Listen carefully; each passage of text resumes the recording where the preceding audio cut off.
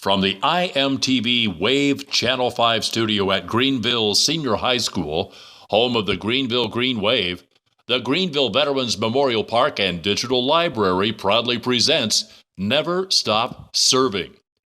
Hello everyone, welcome back to Never Stop Serving. I'm Shane Breich and I'm your host for Never Stop Serving. This series is sponsored by Greenville High School, Interactive Media, and Veterans Memorial Park and Digital Library. Today our special guest is Jean Wilson, Commander of the Ohio American Legion. Jean is the first female state officer, or state commander for the Legion in Ohio. Please welcome her to our show. Thank you. So, Jean, please tell us about your origin story, where you grew up, your parents' high school. Well, I grew up in a little town in northeast Ohio called Conneaut, Ohio. It's right on Lake Erie. I went to high school there. I graduated in 1969. After I graduated, I decided to go into the United States Army, and that's where I served for 2 years as a personnel specialist, stationed in Fort Jackson, South Carolina. Would you please tell us what branch of the service you served for? I was in the Army. How long did you serve? 2 years, 2 months. What was your job while you were in the military? Well, I was a personnel specialist, and what I did as that, I was at Fort Jackson, South Carolina, was an overseas replacement station, so people would come through there, going to their various assignments overseas. I tracked down people who didn't show up for their assignments, who were called AWOLs. So I would have to actually go back and see actually maybe their orders changed. You know, maybe they were sent someplace else. Maybe something happened to them. Maybe they were in the hospital. Maybe they were on emergency leave. Or maybe actually they were AWOL, and AWOL means absent without leave. Do you have any memories or moments from your experience of service that you would like to share? I think that my most important thing that I learned in the military, serving in the Army, is that you have a bond with people. You meet people that you've never met before, and you create a bond with them, and you become lifelong friends. My two girlfriends, we were roommates together over 50 years ago, and we still keep in touch, and we're still very, very close. Making your way to the commander of the American Legion in Ohio had to be a long road. What have you learned so far? Well, my road, as you say, was a long road. I didn't know you knew that, but my road has been a very long road. I served as my post commander in Harrison, Yeager Benson Memorial Post 199, back in 1990, 1992. Actually, I was their first female commander that they ever had. And then after serving as commander, I went on to serve as commander for Hamilton County and the fabulous 4th District. So the 4th District is actually comprised of 6 counties, which are Brown, Butler, Clinton, Claremont, Hamilton, and Warren. So I was district commander back in 2001, 2002. After that time, I decided that perhaps I wanted to go ahead and serve at the department level. So I ran in 2002, and I was not successful.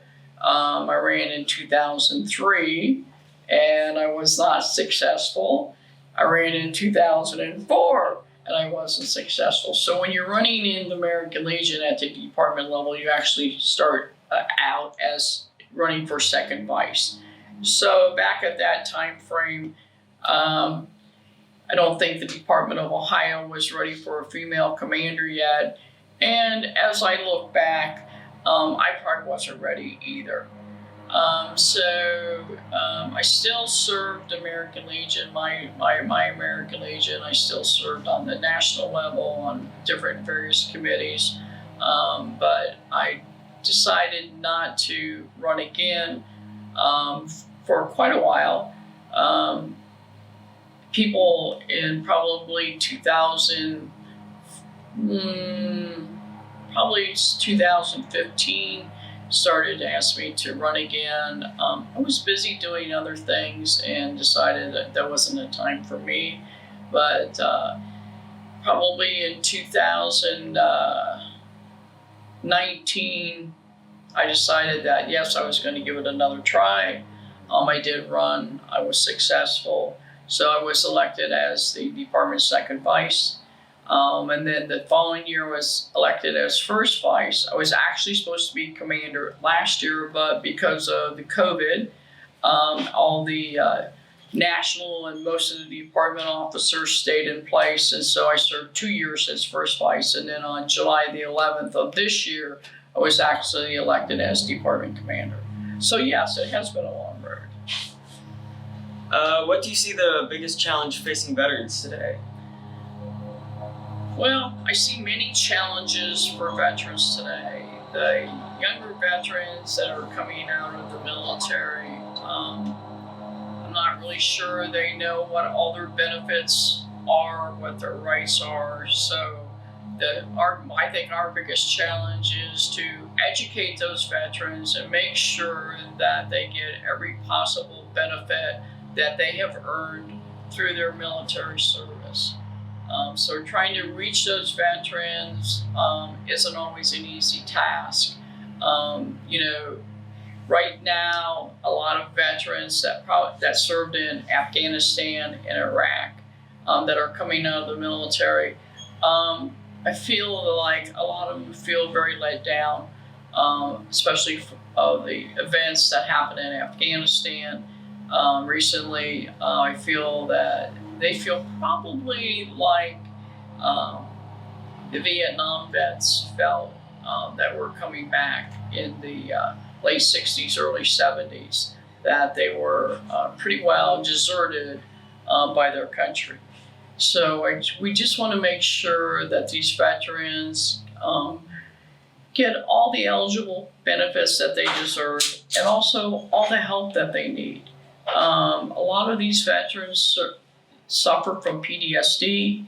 A lot of these veterans feel very lonely, very challenged.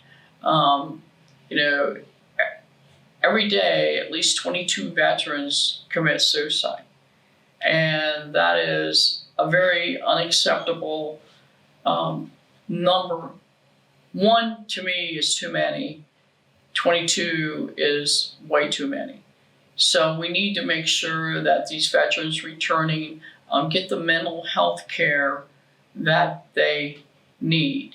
And a lot of times people are afraid to admit that they can't handle what's going on. And they feel like there's nobody listening to them or care about them. And they feel that suicide may be their only way to end their pain. And we must get out to them that know that there are so many people that care about them and that we need to pull them in and make sure that they understand that we care about them, that there's no problem that can't be solved, and that we're going to help them every step of the way get through this until they're in a better place. What do you hope to accomplish in your year, and how's it going so far? Well, I have pretty lofty goals because I'm a pretty goal-oriented person. So every year, the commander, whoever the department commander is, gets to pick one special project that they're going to work on. My special project is suicide prevention and awareness. And I am raising funds right now for that. And I had to determine where I was going to place the money that was raised. And so I did a lot of research on different groups that help people with suicide prevention. And by the research and knowing different people, I chosen Save a Warrior. And Save a Warrior is so very important to me. They're located right here in Ohio. in Hillsborough. They do great work, and I know of no veteran that has committed suicide that has gone through their program. So I'm reaching out to organizations, American Legion posts, auxiliary units, Sons of the American Legion squadrons, American Legion riders, the general public, anyone who wants to help. It costs about $3,500 to put one person through the program. So we are working very hard, reaching out, networking, trying to raise funds. And so far, we have raised over $22,000. So I have a goal of $50,000. In the Department of Ohio, is comprised of 14 districts. So that would, in my eyes, put one person through each district. I mean, it may not work out that way logistically, but my goal is to say we saved one person from suicide from each district. So that would cost about $50,000. So we're almost halfway there. And like I said, we're networking, we're talking about it, we're going out, having fundraisers, asking other people to have fundraisers, or just give a donation. And really, to be honest with you, there is no donation too small. And of course, never too large either. But it's a very important project for me to get out there and to talk about it, to make people aware of this wonderful program of Save a Warrior. And like I said, they're right here in Hillsborough, Ohio. They save veterans and first responders' lives every day. We were told that you will be one of our celebrity judges at the upcoming 007 talent show. Unfortunately, I cannot. Oh, where is that? Or will I be?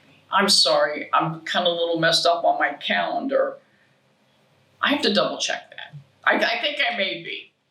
My schedule is very, very cramped. So I know I accepted this. I'm not so sure on the talent show, but I will recheck that fact and get back to I don't ever like turn anything down. I love going to everything, but my schedule is very cramped. Of a year like last year with COVID, no one was traveling. A lot of events had to be canceled. And so now this year, even though there's still things going on, people are trying to get out, reschedule things. And so, like I said, my schedule is getting very, very cramped. But I will double check on that and get back with Mike. Thank you again for your service to our great country and speaking with us here today. Well, I appreciate being here, and I think it's very interesting that you have a show like this at your high school. I think that it's really great that you're able to use your talent for something like this and be able to, still have fun at school. Here at Never Stop Serving, we highlight veterans that continue to serve beyond their military experience. Just a reminder, the annual Veterans Memorial Park and Digital Library Talent Show has been set at the Miami Valley Veterans Museum in Troy, Ohio. The 007 Talent Show is approaching quickly on November 13th. Talent acts and sponsors are needed. Please contact gvmpdl@gmail.com. That is gvmpdl@gmail.com. It is a fun and exciting event, and trust me, you don't want to miss it.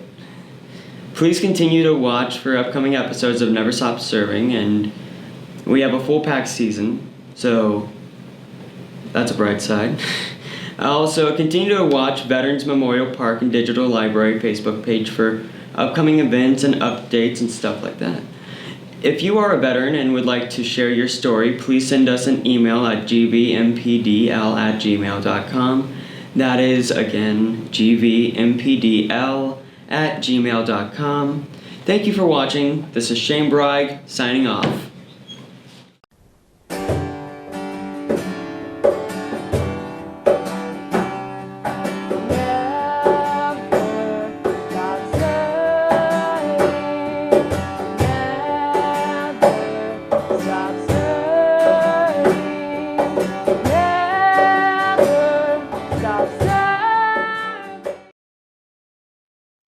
Thank you for watching. Please visit us on our social media sites. Please consider contributing to our mission in some way. Also, we are always looking for veterans and their families to share their stories with us. Be sure to join us next week for our next episode of Never Stop Serving.